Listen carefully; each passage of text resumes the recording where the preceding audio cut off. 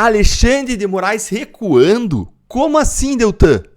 3 fatos dessa semana surpreenderam e indicam que Moraes está mesmo recuando. Eu vou contar para vocês quais foram esses 3 fatos e eu vou dar 3 razões para o Moraes estar recuando para você entender o que está acontecendo. E fica comigo que no final eu vou te contar uma novidade. Antes disso, segue o canal, deixa o seu like, eu quero ouvir a sua opinião sobre o que eu vou contar para você agora. Antes, aliás, de alguns desses fatos, esses 3 fatos que eu vou contar para vocês, saiu uma notícia dizendo que Moraes estava realizando esse recuo. Dá uma olhadinha aqui nessa notícia. Moraes põe freio em ofensiva contra o bolsonarismo e reduz tom em decisões. Essa notícia saiu na Folha de São Paulo e, gente, essa notícia aqui é um grande absurdo por si só. Veja só, não cabe a um juiz, a um magistrado, a um ministro realizar uma ofensiva contra o bolsonarismo. E aí tá aqui a imprensa retratando como se fosse a coisa mais normal do mundo. Eu tô cansado de ver a imprensa normalizar o que é absurdo.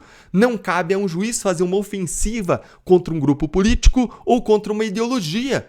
O judiciário não serve para isso. O judiciário não tem representatividade, ele não é eleito, ele não faz política pública, o judiciário não faz leis, o judiciário tem sua legitimidade extraída do fato de que ele executa as leis e a Constituição.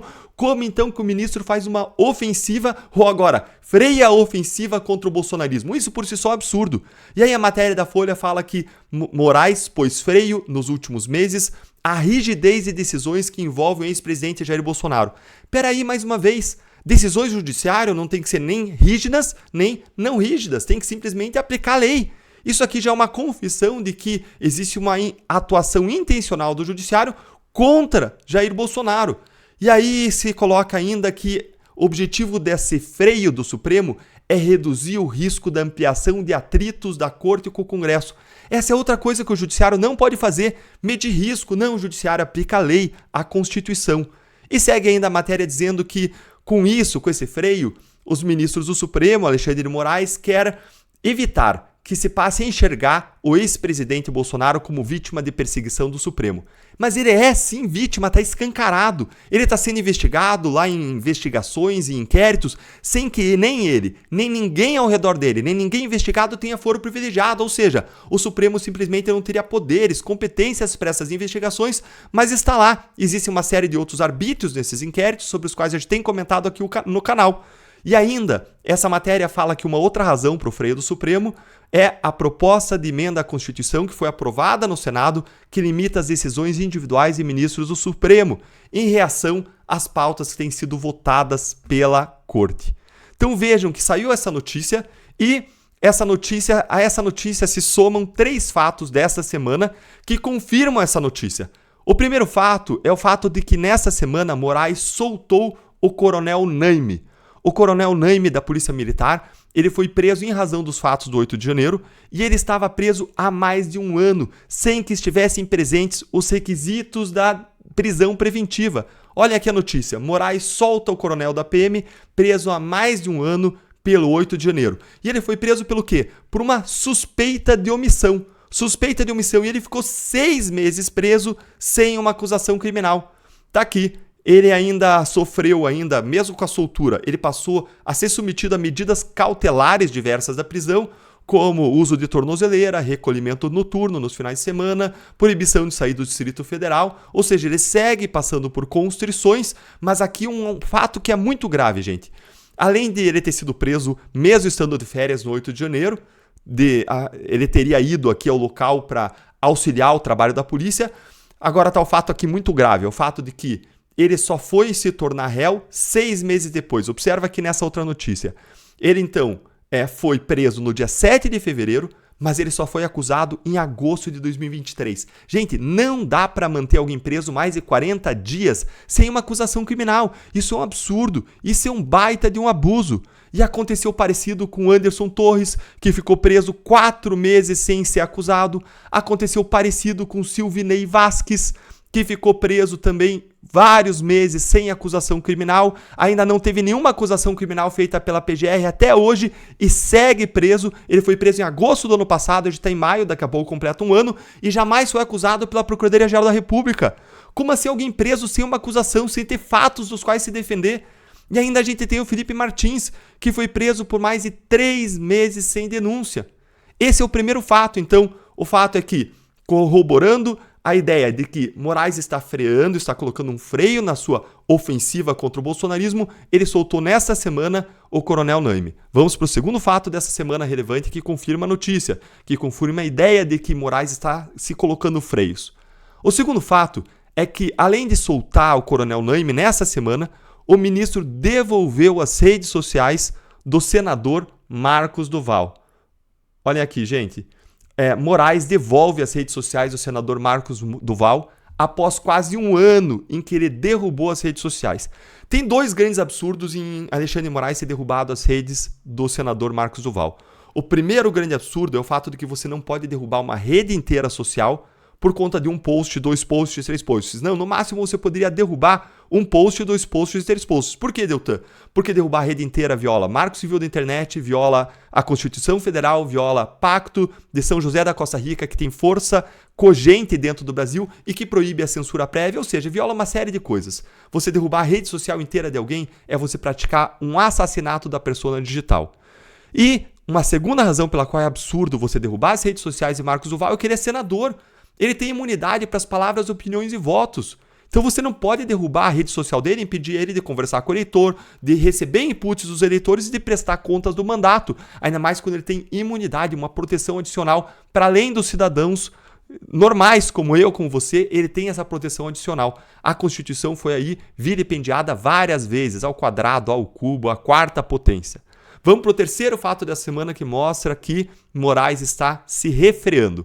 Em terceiro lugar, de forma surpreendente, o ministro Alexandre de Moraes permitiu a distribuição de um novo inquérito das fake news, que foi pedido pelo governo, por Paulo Pimenta, para a ministra Carmen Lúcia. Vejam aqui, ó. A ministra Carmen Lúcia vai conduzir um inquérito pedido pelo governo sobre fake news no Rio Grande do Sul. Mas, Deltan, não existia uma prevenção, não tinha aqui mesmo para o Alexandre de Moraes.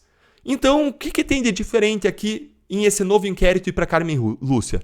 Gente, eu sei que não tinha prevenção e que tinha que ser distribuída para outro ministro do Supremo, mas isso valia para vários outros inquéritos que o ministro Alexandre de Moraes sugou para ele por uma prevenção que já não existia. Então não me surpreenderia se ele sugasse esse inquérito também. Uma série de outros casos, por exemplo, aquele caso da investigação dos empresários bolsonaristas, aquele grupo de WhatsApp, que depois foi arquivado, apesar das medidas determinadas por ele, como derrubada de redes sociais, bloqueios de contas bancárias, buscas e apreensões, depois chegou à conclusão óbvia que não tinha crime, como a gente já sabia desde o começo. Só que vejam que o ministro Alexandre de Moraes puxou aquele inquérito para ele, embora não tivesse nenhuma relação com outros casos que tramitavam na Suprema Corte e embora ninguém tivesse foro privilegiado. Mas vejam que nesse caso, esse é o terceiro fato da semana, ele permitiu que o inquérito não ficasse com ele e que fosse distribuído para a ministra Carmen Lúcia, o que mostra mais uma vez que ele está se freando. Deltan, e por que o ministro Alexandre de Moraes está recuando? Por que está acontecendo tudo isso? Bom, a razão declarada na matéria que a gente viu no começo desse vídeo, provavelmente soprada pelo ministro nos ouvidos do jornalista, seria para evitar uma narrativa de perseguição do Bolsonaro e evitar a reação do Senado que já começou por meio daquela PEC, daquela proposta de emenda à Constituição que limita as decisões monocráticas. Contudo, em segundo lugar, tem uma razão mais forte que eu vou mostrar para vocês agora. Presta atenção na grande razão, na razão muito forte, a mais forte de todas, para Moraes estar recuando. Olha lá, esta é a razão. Essa foto representa a razão. Por isso, gente, por conta da repercussão internacional dos arbítrios judiciais e da censura no Brasil. Mas e daí, Deltan? E daí que jornalistas divulgaram os Twitter Files? E daí que o Elon Musk enfrentou Moraes, trazendo a atenção da imprensa internacional? E daí que o Congresso americano expôs os arbítrios e Moraes para o mundo? E daí que o caso repercutiu na imprensa internacional? E daí que isso gera um ambiente favorável para a Corte Interamericana de Direitos Humanos cassar as decisões de Moraes? E, gente, há provas de que a censura do Moraes está impactando todos os brasileiros. Olhem isto aqui. Provas vieram à tona. 61%, praticamente 2 a cada 3 brasileiros, segundo uma pesquisa, têm medo de falar e de escrever o que pensam nas redes sociais. Isso mostra que Moraes e o governo Lula instalaram um regime de medo, um ambiente de terrorismo, um ambiente de censura e de autocensura no Brasil. Mas tem ainda uma terceira razão importante que eu quero contar para vocês para Moraes estar recuando. A terceira razão é que a reação do Congresso no Brasil está acontecendo e a fervura está subindo, depois de operações que foram pescarias probatórias contra parlamentares, como aquela sobre Carlos Jordi. Lembre ainda que na Câmara foram coletadas assinaturas suficientes para uma CPI de abuso de autoridade. A isso se soma, nessa nossa terceira razão para o recuo de Moraes, o fato de que Moraes está perdendo o poder. Afinal de contas, ele está deixando a presidência do TSE. Ele está sendo substituído. Olha aqui, ele está sendo substituído pelo ministro André Mendonça, que pode acabar deixando Moraes com o pincel na mão, pendurado no pincel, tirando a cadeira, tirando a escada dele, deixando ele pendurado no pincel. André Mendonça provavelmente vai deixar de referendar essa postura beligerante, censória, autocrática que o Alexandre de Moraes adotou na corte, inclusive criando um órgão que não tem previsão legal, aquele tal do CIED, o Centro Integrado de Enfrentamento à Desinformação e Defesa da Democracia, que, por incrível que pareça, atacava a democracia com uma política altamente censória. Esse órgão assumiu funções de Ministério Público, violando a Constituição também nesse ponto, e mesmo sendo subordinado a Alexandre de Moraes, peticionava ele diretamente no Supremo para censurar pessoas. Então, Deltan, se Moraes está recuando, então tá tudo bem nisso? Não, gente, não tá tudo bem. Ainda há muitas medidas abusivas que estão em vigor e que precisam ser derrubadas. Além disso, os arbítrios precisam ser anulados, as vítimas indenizadas e as responsabilidades apuradas para que ninguém nunca mais rasgue a Constituição e ataque as liberdades no Brasil. E eu quero ouvir a sua opinião sobre isso. Você acha que tudo bem o Moraes recuar? A gente devia deixar por isso mesmo? Ou a gente tem que apurar responsabilidades, derrubar todos os arbítrios e a gente tem que indenizar as vítimas? As decisões devem ser profundamente avaliadas. O que você acha? Conta para mim aí nos comentários. E se você também está preocupado, como eu, com tudo o que está acontecendo no Brasil e quer lutar junto comigo por nossas liberdades, eu quero explicar tudo para você sobre os arbítrios judiciais do Brasil e qual é a solução. Mais ainda, eu quero que você tenha as ferramentas para lutar junto comigo contra esse problema.